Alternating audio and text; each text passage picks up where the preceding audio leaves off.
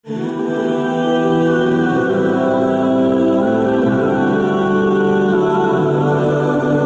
جوان جو ہی پروان چڑھا ان فوان شباب آیا تو اس کی پیشانی سجدے کے تقدس سے مالا مال ہو گئی، اس کی آنکھوں میں حیا اور شرم کے پہرے آ گئے، اس کے خیالوں میں پاکیزگی آ گئی، اس کی زندگی کے شب و روز نیکی کے ماحول میں بسر ہونے لگے، اس کی راتیں ذکر الہی میں، تلاوت کلام مجید میں اور دن یاد الہی میں روزے سے گزرنے لگے۔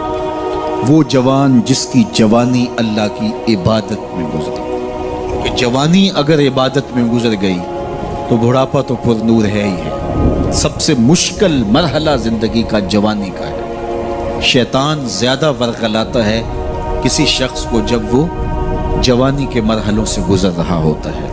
تو جس کی جوانی خیریت کے ساتھ گزر گئی اور اس نے اپنی جوانی کے تقدس کو محفوظ رکھ کے منزل تک پہنچا لیا، اپنی عصمت کے جوہر کی حفاظت کی، اپنی آبرو کو لٹنے نہیں دیا، اپنی آنکھوں کی شرم و حیا پر پہرے بٹھائے اور آنکھ کو برباد نہیں ہونے دیا اور اپنی زندگی کے تقدس کا پہرا دیا، تو جو جوان اپنی جوانی کو خیریت کے ساتھ گزار گیا۔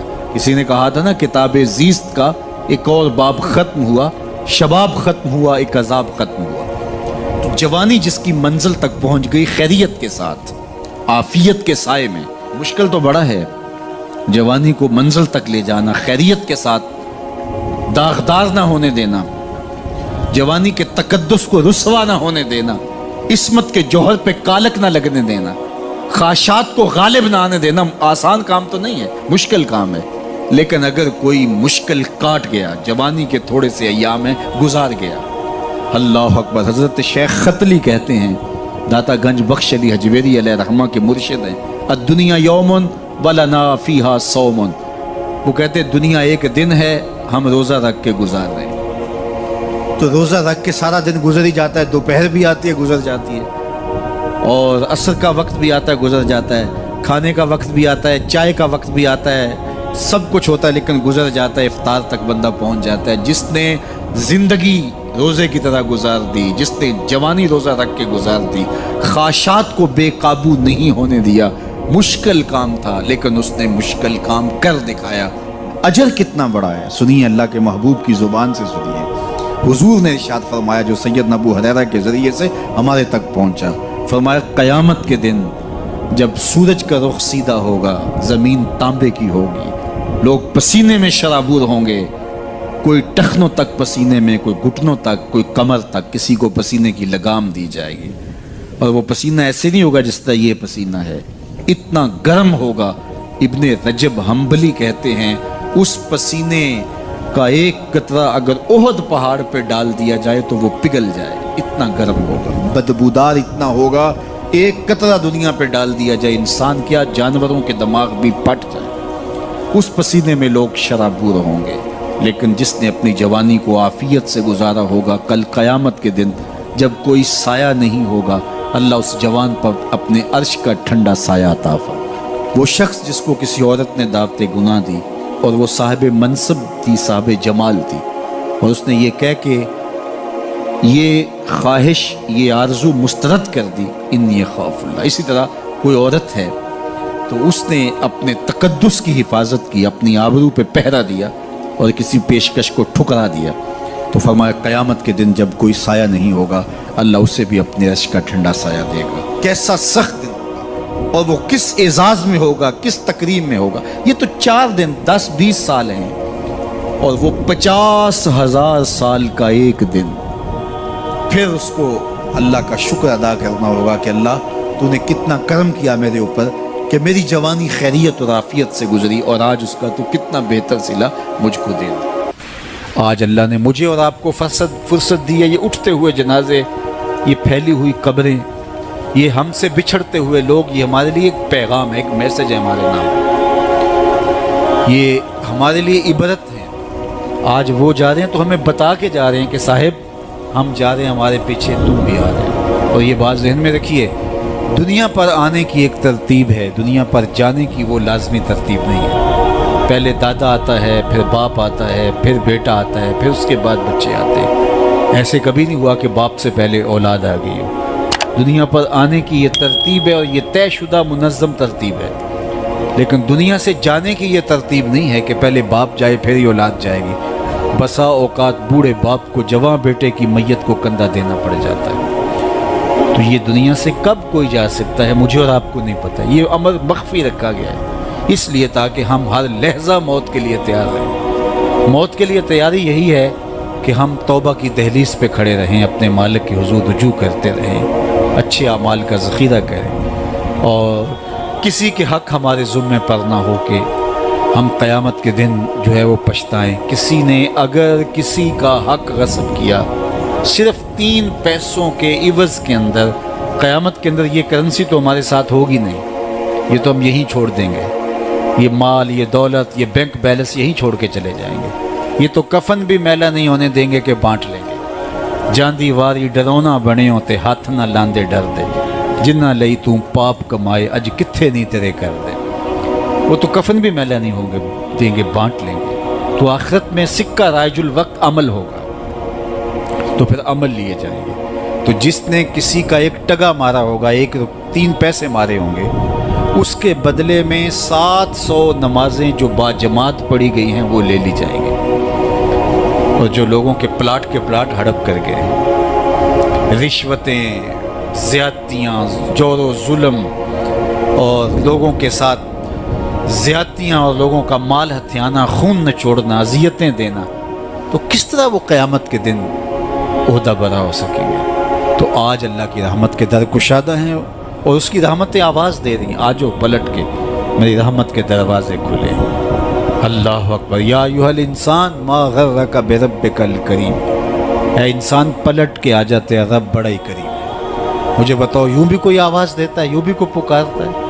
بھاگے ہوئے مجرم کا تعاقب کیا جاتا ہے، کبھی یوں بھی پیار سے اس کو بلایا جاتا ہے، لیکن 70 ماؤں سے زیادہ پیار کرنے والا رب پکار پکار کے کہہ رہا، او بھاگنے والے آجا پلٹ کے، تیرے رب کا دروازہ کھلا ہوا ہے۔ وہ یہ نہیں دیکھے گا تو نے جرم کتنے کیے، وہ یہ دیکھے گا تو پلٹ کے آئے گا، آ گیا ہے، اور وہ تیرے گناہ نہیں دیکھے گا، تیرے آنے کو دیکھ کے تیرے گناہوں کو بدل کے نیکیوں میں تبدیل کر دے گا۔ جتنا بڑا گناہ گار ہے اتنا بڑا نیکوکار بن جائے۔ آ تو صحیح، آنا تو نے ہے ہی، پھر جو کفن میں منہ چھپا چھپا کے آتا پھرے گا، پھر جو تجھے لوگ اٹھا کے لائیں گے، اچھا نہیں ہے کہ اپنے قدموں سے خود ہی چل کے آ جا، آج کھلے منہ آ جا، اس کی رحمتیں تیرے استقبال کرنے کے لیے منتظر ہیں۔ آج وہ آواز دے کے کہہ رہا ہے، آجا میری رحمتیں تیری منتظر ہیں۔ ما غرک بربک الکریم، تجھے کریم رب سے کس نے مغرور کر دیا؟ تکبر میں، رعونت میں مبتلا ہو گیا، تو اپنے مالک کی دہلیز کو چھوڑ گیا۔ آجا پلٹ کے، وہ کریم تجھے بلا رہا ہے، اور دیکھ اس کا رشتہ کتنا گوڑا ہے۔ اللہ ذی خالقہ کا، اس نے تجھے پیدا کیا ہے، وہ تیرا خالق لگتا ہے۔ اللہ اکبر۔ یعنی وہ تجھے بلا رہا ہے جس کا تیرا رشتہ اتنا گہرا ہے کہ وہ تیرا خالق لگتا ہے۔ ماں کو جو اولاد سے پیار ہے، دنیا کے کسی ترازو پہ وہ پیار تولا جا سکتا ہے؟ ماں کی محبت کا کہیں وزن ہو سکتا ہے؟ آج کل یہ آپ کے بھی تھوڑا سا آگے گزریں تو اتنے بڑے ترازو گاڑ دیے گئے ہیں جہاں پورا کنٹینر تول لیا جاتا ہے۔ تو میں دوستوں کو کہتا ہوں کہ آج اتنے بڑے بڑے ترازو ایجاد ہو گئے ہیں کہ جہاں کنٹینر توڑ لیے جاتے ہیں، پہاڑ توڑ لیے جاتے ہیں آج جدید دنیا کے اندر، لیکن کوئی ترازو ایسا آج تک ایجاد نہیں ہوا جس پر ماں کے پیار کو بھی تولا جا سکے۔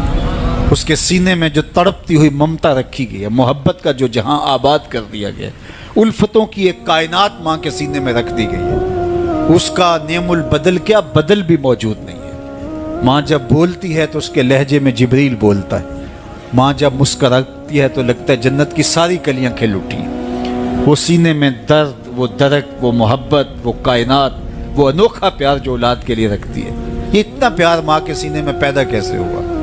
تو آپ کے پاس ایک ہی جواب ہوگا، اس لیے کہ ماں نے اولاد کو جنم دیا ہے۔ تو میں یہاں آپ کی توجہ چاہوں گا، جس ماں نے اولاد کو جنم دیا ہے وہ اتنا پیار کرتی ہے، تو جس رب نے خلق کیا ہے وہ کتنا پیار کرتا ہوگا۔ میں آپ کی توجہ چاہوں گا، مجھے اور کوئی نہیں چاہیے، صرف توجہ چاہیے گا، صرف نظارے کے لیے جنبش مژگاں بھی بھار ہے، نرگس کی آنکھ سے تجھے دیکھا کرے کوئی۔ تو میری آرزو یہ ہے کہ آپ کی تمام تر توجہ میری جانب مبذول ہوں تھوڑے وقت میں، जिस शिद्दत की गर्मी में आप बैठे हैं मुझे इसका एहसास है, तो मैं चाहूँगा कि चंद बातें आप तक पहुँच जाए। तो जो माँ इतना प्यार करती है वो इसलिए कि माँ ने जन्म दिया है, तो जिसने जन्म दिया है वो इतना प्यार करती है, तो जिस रब ने खलक किया है वो कितना प्यार। तो माँ की दहलीज छोड़ के बेटा भाग जाए तो माँ आवाज़ देती ना, पुत्र कहाँ भाग रहा है, आजा पलट के, इतनी ठंडी छाँव कहीं नहीं मिलेगी, इतना प्यार तुझे कहीं से नहीं मिल सकता, आजा पलट के। माएँ तो माएँ होती हैं और औलाद के लिए उनके सीने में जो तड़पती हुई ममता होती है और प्यार का जो एक आबाद जहाँ होता है वो एक अलग ही कायनात है, वो एक अलग ही जहाँ है।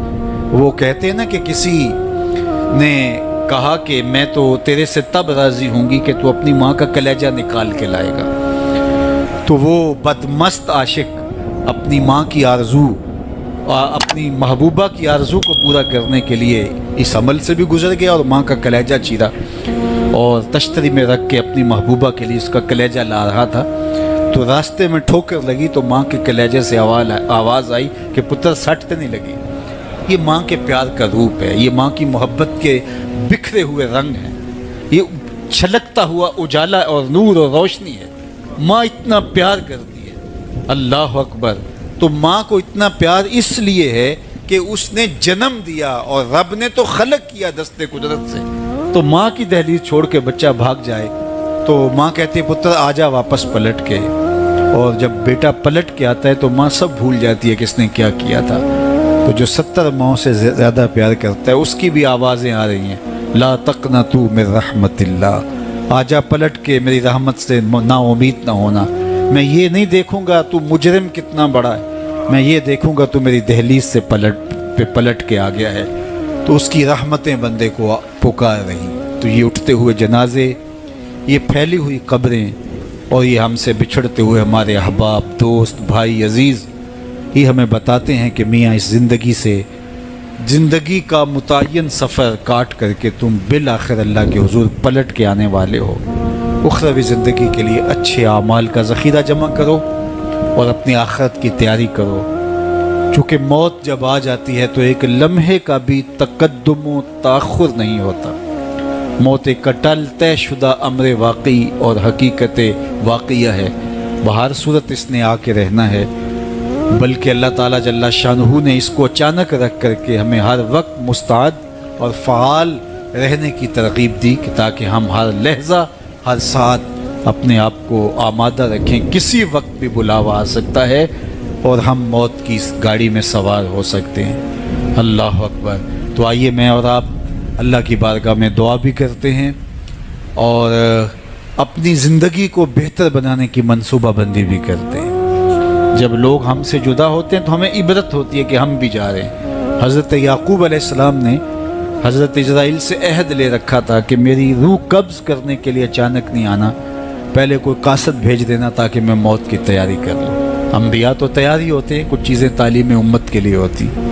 तो कहा कि जी मेरा वादा रहा। तो एक अरसे के बाद हज़रत इज़राइल हाज़िर खिदमत हुए और कहा कि हुजूर मैं कब्ज़े रूह के लिए आया हूँ। फरमाया तुमने तो वादा किया था अचानक नहीं आऊँगा, तुम अचानक आ गए, कोई कासद नहीं भेजा। तो कहा हज़रत मैंने तो कासद भेजे थे। फरमाया मेरे पास तो एक भी नहीं आया।